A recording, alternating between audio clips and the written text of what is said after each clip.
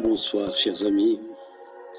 Je reviens vers vous ce soir pour vous parler de l'amour, ses illusions et désillusions, à la solitude qui nous amène à questionner le rapport à l'autre et à l'amour.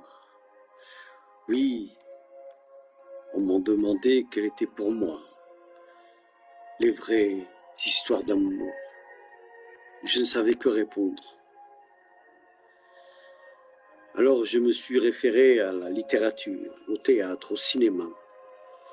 Force est de constater que j'ai eu une certaine difficulté à répondre. J'avais peur de m'exposer, ou plus exactement d'exposer cette faiblesse d'avoir aimé. Et aussi j'ai réalisé que la beauté d'une histoire d'amour réside dans la passion qui en découle et dont souffrir, car par définition, la passion se meurt toujours. On m'a posé une question des plus intrigantes, oui. Une question qui, au premier abord, semblait simple, mais qui, en réalité, recelait une profondeur abyssale. Quelles étaient, selon moi, les véritables histoires d'amour?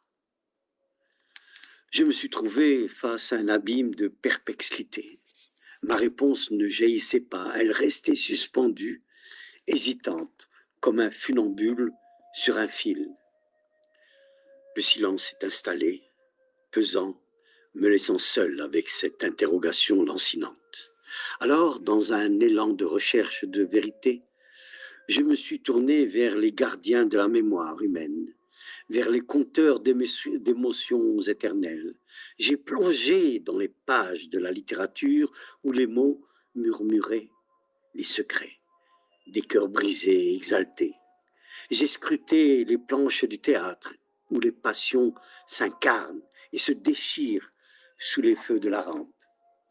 J'ai contemplé les écrans de cinéma où les images captent les nuances subtiles des sentiments amoureux. Cependant, malgré cette quête assidue, la difficulté persistait.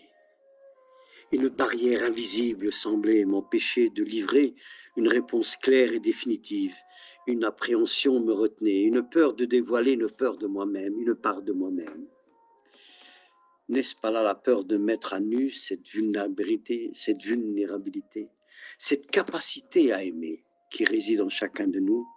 Mais au-delà de cette crainte, une autre révélation m'a frappé. La beauté d'une histoire d'amour, n'est-ce pas précisément dans cette passion intense qui l'anime? Une passion qui par nature est éphémère, vouée à s'éteindre, à laisser derrière elle un goût doux amer, un souvenir impérissable. La souffrance ne serait-elle pas le corollaire inévitable de cet amour passionnel? Le prix à payer pour avoir connu une telle intensité. Oui, dans les récits d'amour, l'amour triomphe toujours. L'amour est plus fort que la différence de classe sociale, des guerres, des maladies, même voire des naufrages.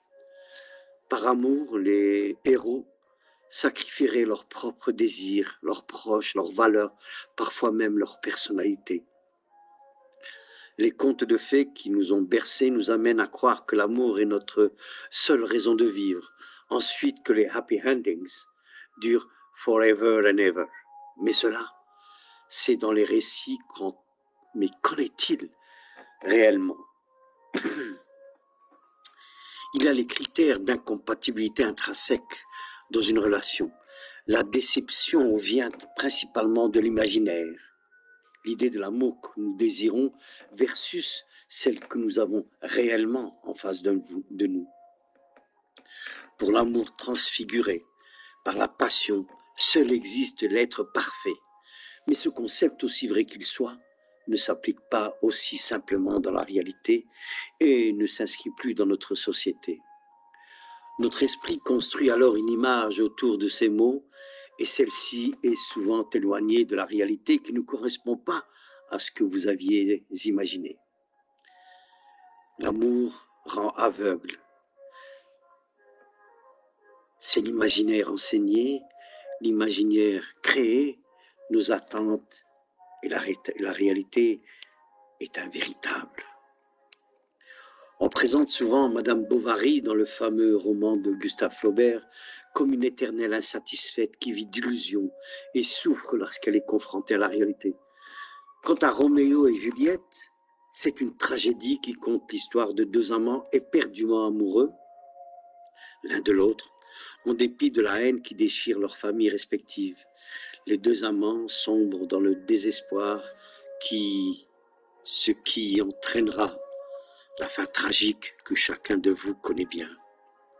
On pourrait citer 1000 histoires d'amour telles que Paris et Hélène, Ulysse et Pénélope, Hector et Andromaque, Apollon et Daphné, Orphée et Eurydice, Philémon et Baucis, Tristan et Iseux, Abélard et Héloïse, Roméo et Juliette encore, Paul et Virginie. Tous ces couples célèbres sont immortalisés et ont immortalisé des visages très différents de phénomènes amoureux. De l'Antiquité à la modernité, au point de devenir jusqu'à aujourd'hui de véritables symboles. Dans l'Antiquité grecque, les récits homériques sont le laboratoire d'observation par excellence des mécanismes complexes de l'amour, tout comme les tragédies d'Échille, de Sophocle et d'Euripide. Le berger Paris avait désigné Aphrodite comme la plus belle des déesses lors du jugement fatal destiné à la départager des autres prétendantes à ce titre. Elle lui en avait fait promis une récompense d'amour de cette plus belle femme du monde. Et c'est l'espoir de ce bien suprême qui avait fait pencher le vote du jeune Troyen en sa faveur. Mais Hélène est déjà la femme de Ménélas, le roi de Sparte. L'enlèvement d'Hélène pose le problème de la responsabilité de celui qui aime et de celui qui est aimé. La question des conséquences que l'amour peut engendrer, notamment sur celui qui, s'estimant trahi, souhaite par jalousie se venger en déclenchant la guerre. L'attente de Pénélope qui tisse et détisse sa toile pour déjouer les stratagèmes des prétendants au trône d'Ulysse éclaire pour sa part le rapport de l'amour au temps et nous donne à voir les stratagèmes que l'amoureux peut mettre savamment en place pour parvenir à ses parfums, parvenir à ses fins par fidélité à l'être aimé, malgré l'attente et au cœur de l'adversité la plus grande.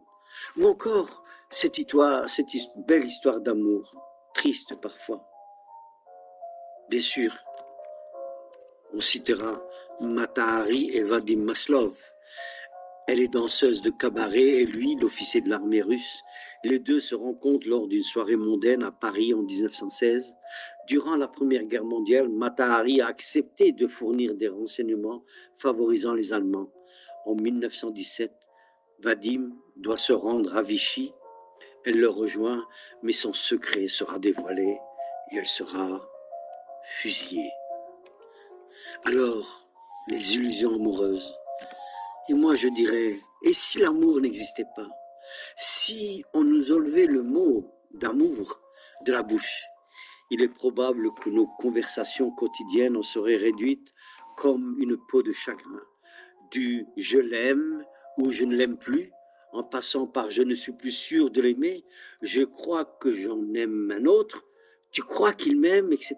L'amour, voyez-vous, nous occupe pas mal de temps, de cerveau disponible. Si le concept était fumeux, et si l'amour, je répète, n'existait pas. Regardez l'illusion amoureuse selon Stendhal. Selon Stendhal, l'amour ne serait que le résultat d'un processus d'idéalisation.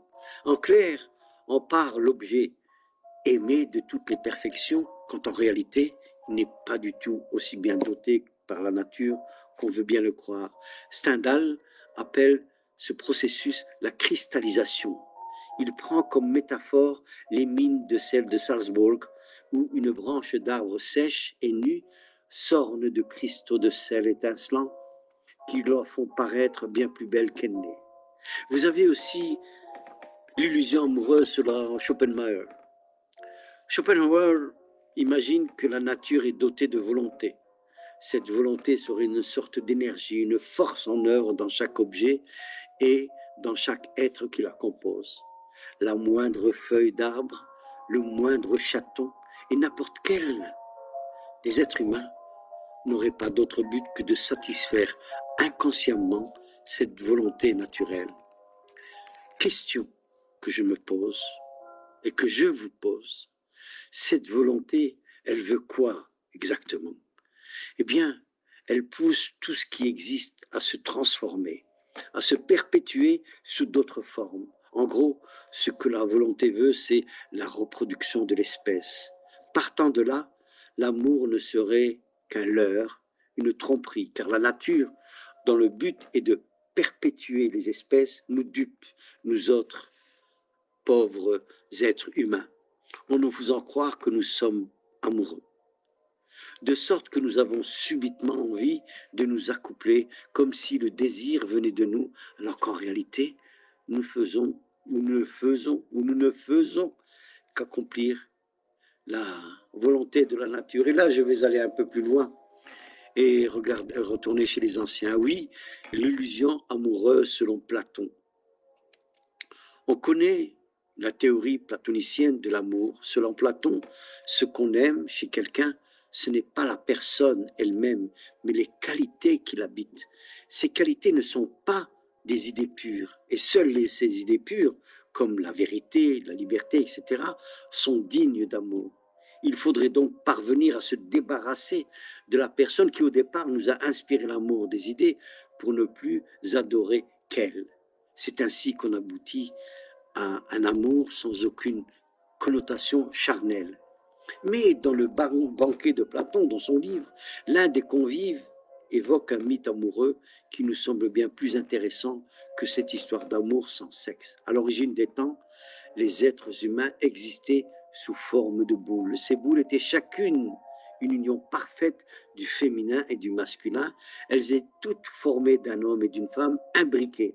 En clair, un individu entier égale un homme plus une femme. Donc, c'était l'extase permanente puisque le sexe de l'homme et celui de la femme étaient constamment unis. Sauf que cette boule humaine a commis l'erreur de se croire plus croyante, plus puissante que les dieux, et forcément, elle a été punie. Les dieux l'ont coupée en deux. C'est de là que sont nés les hommes et les femmes actuels. Être amoureux, ce serait donc de rechercher sa moitié originelle perdue. Et si on interprète le mythe de Platon, on peut transposer cette théorie à la relation intra-utérine qui lie la mère à l'enfant. Le fœtus n'a pas ou n'a besoin de rien, puisque le corps de la mère suppléait à tous ses besoins. La quête d'amour ne serait en définitive qu'un désir de se retrouver dans cet état de félicité antérieure. Oui, je m'éloigne maintenant de cette philosophie hellénique de Platon pour en venir à l'amour selon la science. Qu'est-ce que l'amour selon la science? L'amour est chimique pour eux. Ce serait point du tout un sentiment, mais une réaction hormonale, une augmentation de dopamine dans le cerveau. Voilà ce qu'on appelle un coup de foudre. Ainsi, Lucie Vincent, docteur en neurosciences et chercheur au CNRS, nous explique pourquoi l'amour ne peut pas durer toujours. Et il dit ceci: la programmation génétique du comportement amoureux modifie l'activité dans certaines zones du cerveau.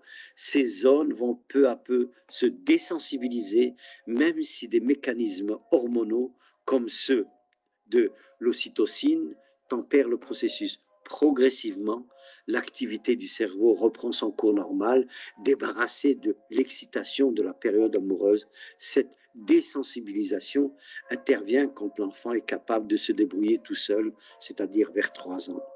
C'est son cap de ce qu'on appelle viabilité, où il peut commencer à se lever, à chasser quelque chose qui le gêne ou à attraper un fruit, par exemple. Dès lors, un seul parent peut suffire.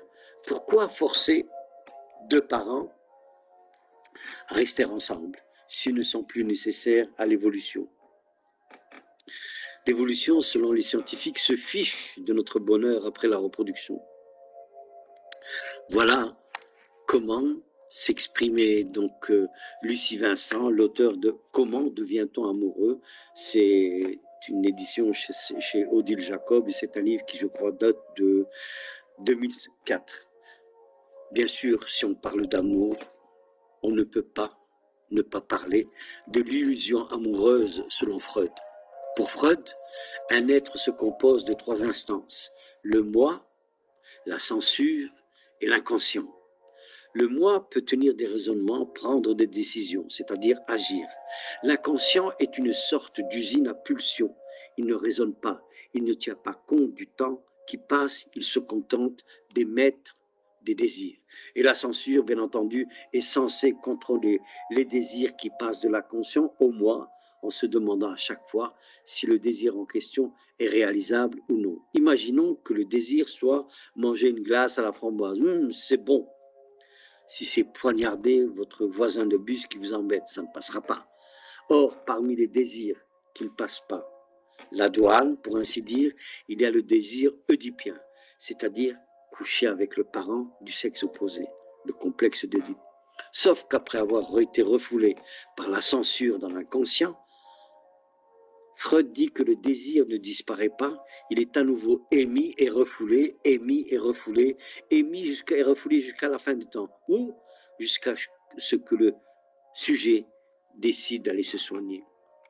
Vient enfin la censure, bien sûr, encore, je répète, selon Freud, elle ne peut pas toujours refouler à la perfection ce désir qui revient sans cesse. Elle laissera donc passer un désir similaire, moins choquant, le désir d'un homme, d'une femme qui ne serait qu'un transfert d'image du père, de la mère. L'amour tel qu'on l'entend au quotidien n'est donc qu'un désir, selon Freud, oedipien refoulé. Alors avant de vous quitter, je vais vous livrer ce que moi je trouve dans l'amour. C'est que l'amour est peut-être une illusion de la raison, mais comme je suis un enfant du désert, je sais qu'aimer, même des mirages, mais il faut aimer, car je dis encore une fois qu'on ne peut pas vivre sans amour. Et je vais citer Rumi, la seule religion que nous devrions avoir, c'est la religion de l'amour et de l'aimer l'autre. Alors, oublions Freud, oublions Platon, oublions tout ce que je viens de vous citer et aimons-nous pour un meilleur monde. Bonsoir.